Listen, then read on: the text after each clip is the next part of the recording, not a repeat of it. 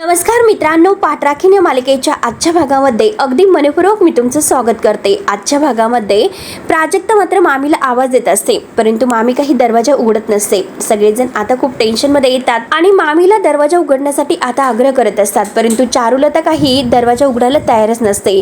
कौतुक आता आईला आवाज देतो, पण तरी सुद्धा मामी म्हणते की माझ्या भाग्याला किती त्रास झाला असेल, त्यामुळे मला माझं तोंड भाग्याला दाखवायचंच नाही। म्हणून मामीच्या जीवाला आता हे लग्न मोठ्यामुळे खूप मोठा धक्का बसलेला असतो। भाग्याची काय अवस्था होईल, ती काय टेन्शन मध्ये येईल याचंच ती विचार करत खूप रडत आहे। आणि सगळेजण बाहेर मामी मामी आणि आता आई आई आणि चारुलता करत करत आवाज देत आहे, परंतु चारुलता कोणाचं काही ऐकायला तयारच नसते। आणि तेवढ्यात मात्र आता प्राजक्ता तिला भाग्याची शपथ घालते, मामी तुला भाग्याची शपथ आहे, तुला दरवाजा उघडावा लागेल। आणि तेवढ्यात मात्र आता ही चारुलता दरवाजा उघडते आणि सगळ्यांकडे पाहत असते। सगळेजण चारुलताकडे पाहत आहेत। आजी तर रडतच डोळे भरून पाणी आणत आपल्या चारुलताकडे पाहते। त्यानंतर चारुलता आता रूमच्या बाहेर येते आणि ती एका खुर्चीवर तेथे येऊन बसते। तिला मात्र आता जे कौशिकच्या घरचे जेव्हा बघायला आले होते आणि तेव्हा त्याच्या आईने जेव्हा चारुलताला सांगितलेलं असतं की मी बघतेच तुमच्या मुलीशी कोण लग्न करत आहे,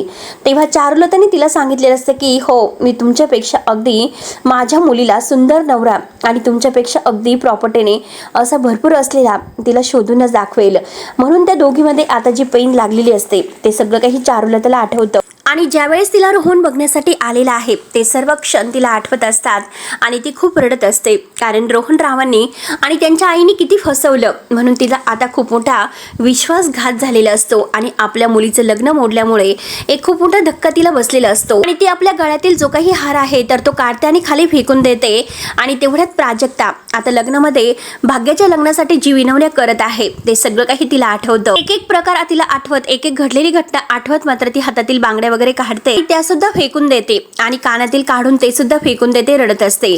सगळेजण चारुलताकडे बघत असतात। प्राजक्ता म्हणते की अगं मामी प्लीज काहीतरी बोल ना मामी, प्लीज अशी गप्प राहू नको। तेव्हा लगेच आता चारुलता रडत असते आणि तिला आता भाग्याने जे काही लग्न सगळ्यांच्या समोर ताटवाणीने मोडलेलं असतं तो क्षण आठवतो आणि तसतशी ती खूप रडत आहे। त्यानंतर आता आजी लगेच प्राजक्तावर ओरडते चूप आणि तिला चूप राहायला सांगते।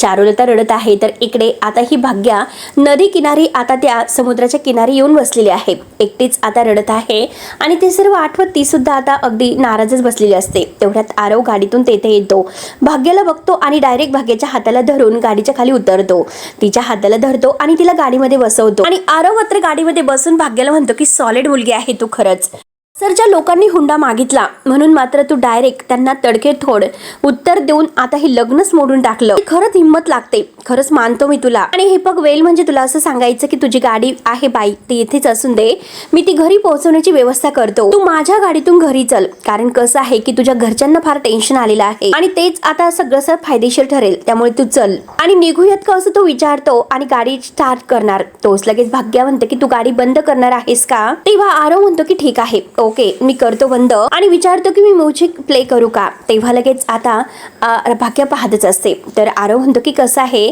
थोडंसं गाणी वगैरे ऐकल्यानंतर मूड आहे ना तो थोडासा फ्रेश होतो, म्हणजे लाईट होतो मस्त। आणि तेवढ्यात मात्र आता त्यांनी मन धागा धागा हे गाणं लावलेलं असतं आणि तेवढ्यात भाग्य म्हणते की ऐक ना, अरे माझं लग्न मोडलेलं आहे आणि तुला गंमत वाटते का, म्हणून ती लगेच आपल्या हाताने ती म्युझिक आहे तर ती बंद करते। एकतर मी तुला माझ्या मागे यायला सांगितलं नव्हतं, मी प्राजूला सांगून निघाले होते मला थोडा वेळ एकटं राहायचं आहे आणि कशाला तू माझ्या मागे आला, आणि त्यात म्हणजे काही असली गाणी माझी वरात वगैरे चाललेली आहे का। तेव्हा लगेच आता आरव म्हणतो की सॉरी मी दुसरं गाणं लावतो, म्हणून तो आता दुसरं गाणं लावतो। आता भाग्य मात्र तोंड आता बाहेर ओळून बघत असते, रागाने तिकडेच बघते। आरव तिला आता टच करतो तर भाग्य पुन्हा रागाने म्हणते की काय आहे, तर आरव म्हणतो प्रश्न माझ्या शब्दाचा आहे म्हणतो। तेव्हा आता लगेच ही गाणं बंद करते आणि काय असं विचारते। आरव म्हणतो की तुझ्या बहिणीला प्राजक्ताला मी शब्द दिलेला आहे की तुला परत घरी घेऊन येईल म्हणून। तेव्हा भाग्य आरवकडे बघत असते। त्यानंतर आता इकडे घरी आजी मात्र रागाने प्राजक्तावर ओरडत पुढे येते आणि म्हणते की तुझं थोबाड बंद ठेव, एकतर नको ते अगोदरच घोळ घालून ठेवलेला आहे आणि आता मात्र तू तिला बोलायला सांगतेस। वैद्यभाऊ रागाने आजीकडे बघतात आणि काय तर म्हणते की मामी बोल ना, मामी बोल। आणि कधी कधी तर मला हेच वाटायचं की तू हे सगळं मुद्दाम नाही करत, तुझ्याकडून हे चुकून होतं, तुझ्या यात काही दोष नाही, पण नाही माझी आता पूर्ण खात्री झालेली आहे की हे सगळं तू मुद्दामून करत आहे। म्हणून ती आता प्राजक्तावर आरोप करते लग्न मोडण्याचा तर लगेच वैद्यभाऊंना राग येतो. चारुलता ऐकून घेत असते, परंतु प्राजक्ताला फार मोठा धक्का बसतो. आजी तिच्यावर आणखीन आरोप करत आहे. आजी आता प्राजक्तावर ओरडत असते की अगं तुला भाग्याचं सुख नाही बघवलं, भर मंडपात येऊन तुला तमाशा करायचाच होता, पायावर मात्र बॅग पाडून डॉक्टरांकडे जाण्याचं कशाला नाटक केलंस तू? अवधेसी तू असं म्हणणार तोच लगेच आता वैद्यभाऊ रागानेच आजीकडे पाहत आहे. आजीचं लक्ष जातं, आजीचं लगेच तोंड बंद होतं. त्यानंतर बिचारी आता प्राजक्ता इतकी रडत असते, कारण तृप्तीला तर आनंद होतो. तृप्ती मात्र आता गालातल्या गालात हसत असते हा सगळं काही तमाशा बघून. तेव्हा आता लगेच आजी म्हणते की माफ करा जावई बाप्पू, तुम्ही समोर आहात ना म्हणून मी शब्द जपून नाही वापरणार. आज जे सत्य आहे ना तर तेच मी बोलणार आहे. आणि प्राजक्ताला म्हणते की अवधसे अगं उचकट तुझं थोबाड आणि सांग लग्नामध्ये तू का आली होतीस? अगं बोल ना तू लग्नामध्ये का आली होतीस? तेव्हा आता प्राजक्ता म्हणते की मला कुणाचा तरी फोन आला होता. हे ऐकून तृप्तीच्या तर पायाखालची जमीन सरकते, कारण हे सर्व कारस्थान करणारी तीच असते. आणि वाड्यातील आजी आहे ना बहुतेक त्याच होत्या. त्या मला म्हटल्या की भाग्याच्या सासरच्या लोकांनी हुंडा मागितलेला आहे, जर हुंडा दिला नाही तर आपल्या भाग्याचं लग्न मोडेल असं त्यांनी मला सांगितले. आणि तेच मला नको होतं. काही झालं तरी भाग्याचं लग्न होणं खूप महत्वाचं होतं. आणि मी लगेच मात्र आता घाईने निघले. मी म्हणजे माझी विचारच केला नाही. तेव्हा तृप्ती आता मुद्दा विचारते की काय ग प्राजू, कोणत्या आजी होत्या? प्राजक्ता म्हणते की त्यांचं नाव मला नाही माहिती. ती आठवण्याचा प्रयत्न करते पण नाही म्हणते. तेव्हा लगेच आजी ओरडते. तृप्ती आता म्हणते की काय ग अच्छा, आणि होते तरी कोण?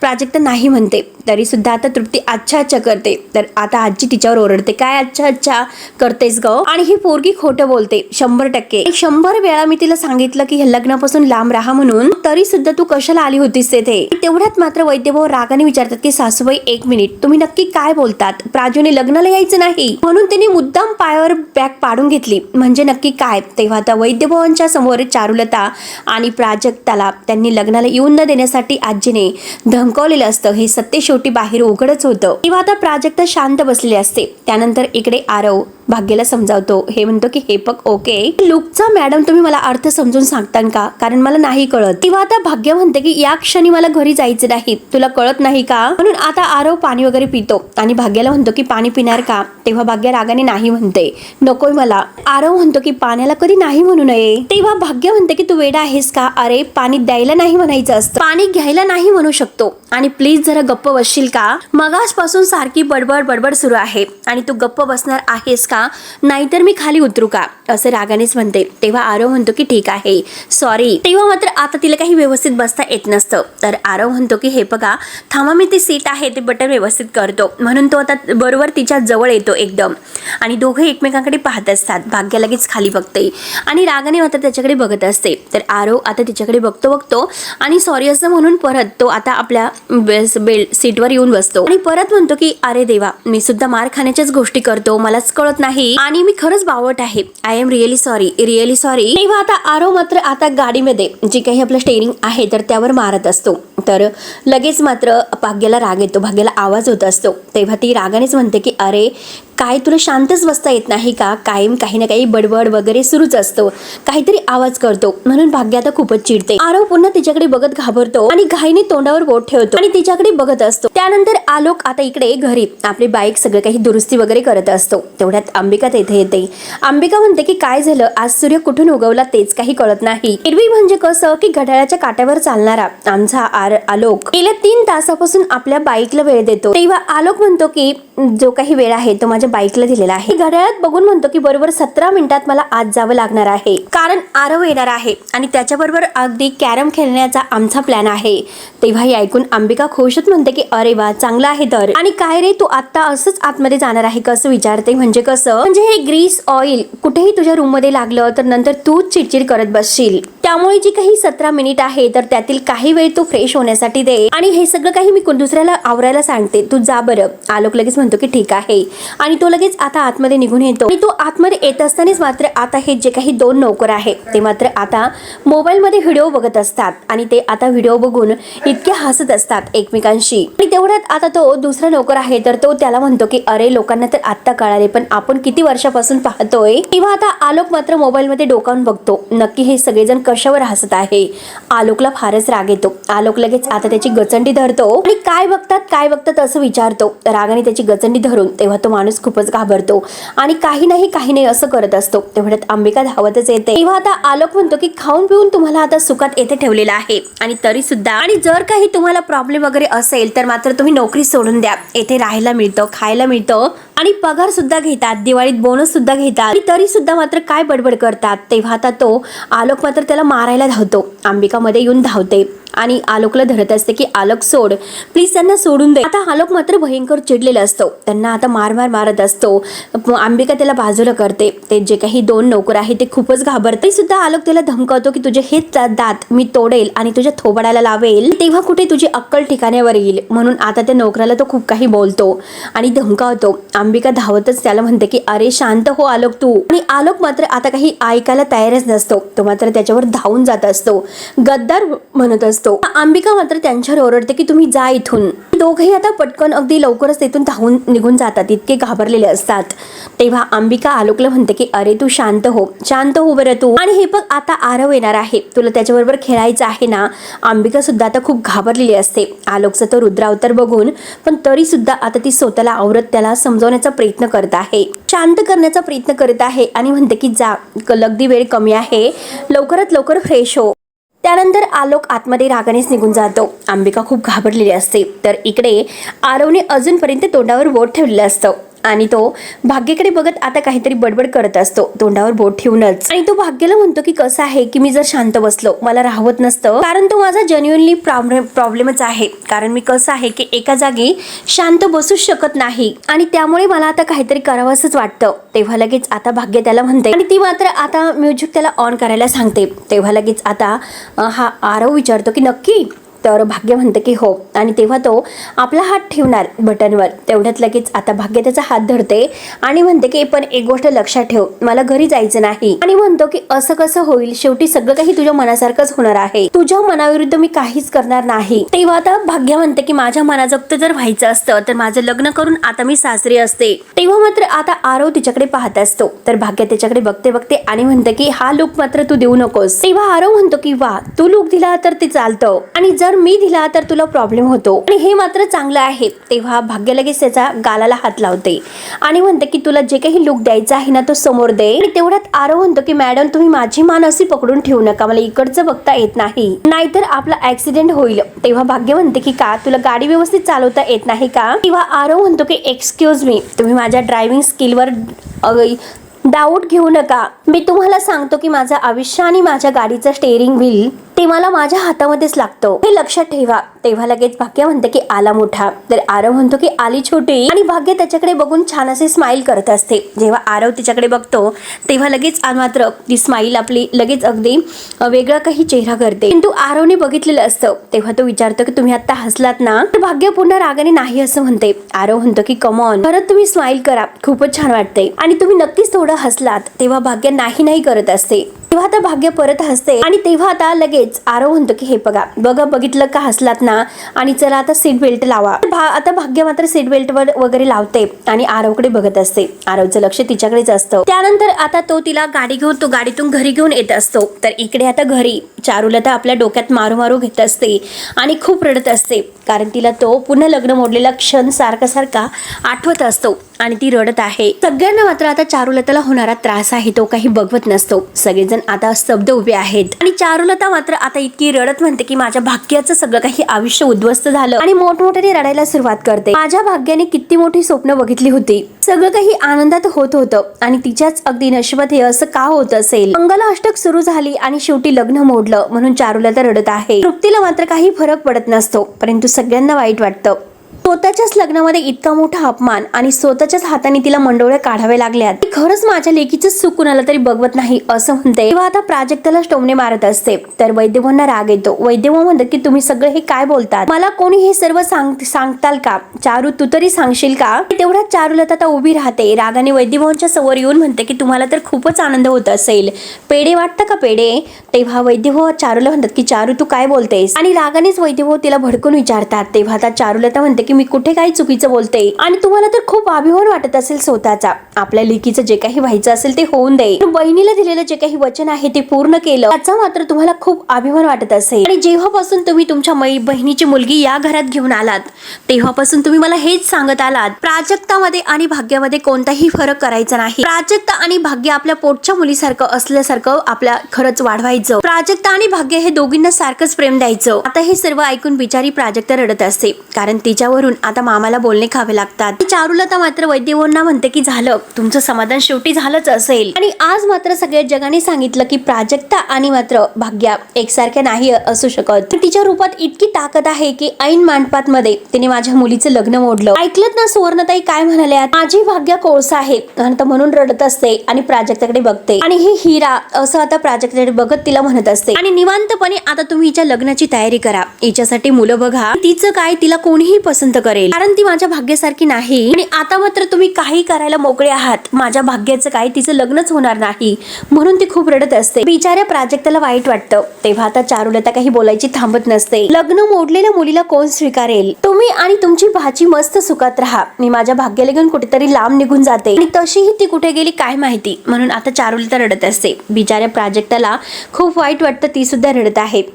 तर आता आरव हा भाग्याला गाडीतून घरी घेऊन येत असतो. तेव्हा भाग्य आता बघते तर काय हा घरचा रस्ता आहे तिला समजतं. तेव्हा ती आता आरवला विचारते, हा तर घरचा रस्ता आहे आणि तुम्हाला घरी घेऊन का जातोस? आणि काय रे, तुला माझं घर कसं लक्षात आहे असं विचारते. तेव्हा आरव म्हणतो, अहो मॅडम, मी तुमचं घर कसं विसरेल? आय मीन म्हणजे मी ऑल अँड जे काही तुमचं राहिलं होतं माझ्याकडे ते देण्यासाठी आलो होतो. तेव्हा आरव आणि भाग्याला मात्र त्या क्षणाची आठवण होते जेव्हा तो तिचं ते पाकिट आहे तर ते घेऊन घरी आलेला असतो. तेव्हा भाग्य हे सर्व काही आठवून विचारते की पण तरी सुद्धा तुम्हाला घरी का नेतोस? आरव आता कान पकडून सॉरी म्हणतो. भाग्य आता पाहत असते, ती काही उत्तर देत नाही. त्यानंतर इकडे आलोक आता आरवची वाट बघत असतो, कारण त्याला आरव बरोबर कॅरम खेळायचा असतो. त्यांची ठरलेली वेळ असते आणि ठरलेल्या वेळेत अजूनपर्यंत आरव काही आलेले नसतो, म्हणून आलोकाला खूप राग येतो. एऱ्या मारत मात्र तो आपल्या घड्याळाकडे बघत असतो हातातील, आणि अंबिका तिथेच बसलेली असते. आता आलोक खूपच भडकलेला असतो. तो की आरव 5 वाजता येणार होता,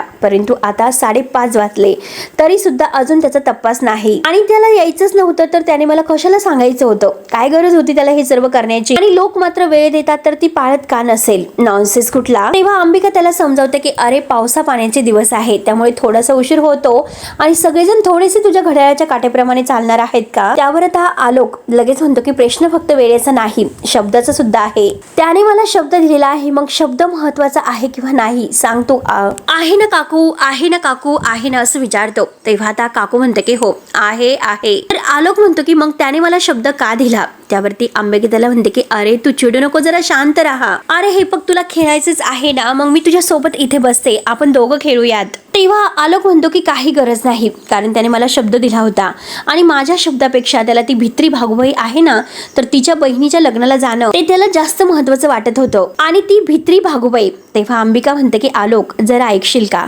आलोक म्हणतो की तू तुझ्या सुनेला सांगितलं का तिला मात्र त्या प्राजक्ताला आपल्या घरात बोलू नको, तिचा आणि आपल्या घराचा मला कोणताही संबंधच नको, तर टीचर बदला, ती प्राजक्ता आपल्या घरात यायला नको, नाहीतर ट्युशनची जागा बदला, ती भित्री भागूबाई मला घरात नकोय. तेव्हा अंबिका त्याला समजावते की ठीक आहे मी बोलते, तू काही काळजी करू नकोस. आरव आता तिकडे असतो तर आलोक त्याची अजून वाटच पाहत असतो, सारखा घड्याळामध्ये बघतोय. तेव्हा मात्र आता लगेच अंबिका ही मनात म्हणते की अरे, प्राजक्ता घरात नको हे मी प्रीतीला सांगू शकते.